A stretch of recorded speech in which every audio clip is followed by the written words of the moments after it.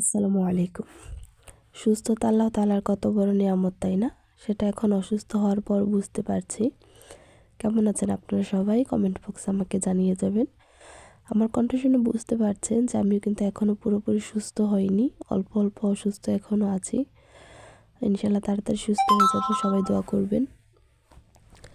যেহেতু video upload করি, ভিডিওর মধ্যেই আছি, তো তার জন্য কিছু, কিছু ভিডিও এখন আপলোড করছি।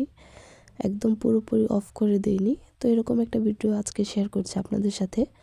সম্পূর্ণ ভিডিওটা দেখলে বুঝতে পারবেন আমি বিকেলে নাস্তা আজকে কি তৈরি করে দিয়েছি সাফা মারোয়াকে।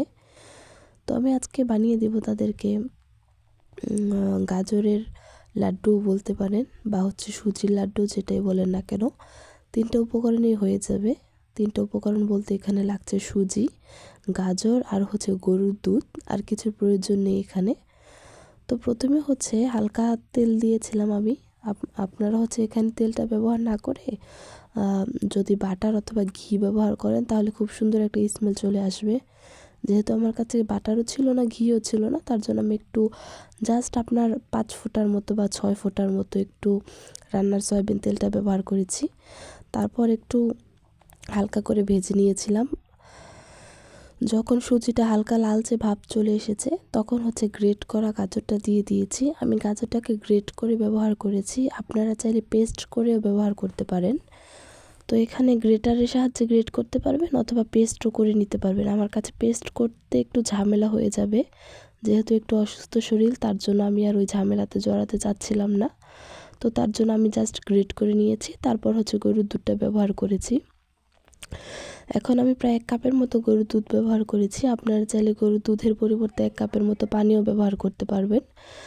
জাস্ট একটু মিষ্টির জন্য এখানে চিনিটা ব্যবহার করেছি। আপনারা চাইলে বাদামের গুঁড়াটাও ব্যবহার করতে পারবেন। তবে এখানে খেজুরের পিউরিটা ব্যবহার করবেন না। খেজুরের পিউরিটা ব্যবহার করলে এখানে কালারটা নষ্ট হয়ে যাবে। চাইলে তালমিছরিও ব্যবহার করতে পারবেন।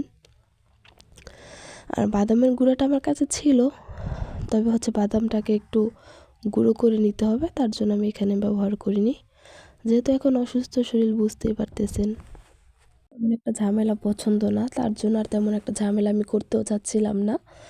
তো একদম অনবরত নাড়তে নাড়তে যতক্ষণ না পর্যন্ত এটা একদম সফট হয়ে আসবে, একদম হচ্ছে দুধটা শুকিয়ে যাবে। দুধটা শুকিয়ে যাওয়ার পর হচ্ছে একদম আঠালো ডো একটা তৈরি হবে, তখন হচ্ছে আমি এটাকে চুলা থেকে নামিয়ে নিব।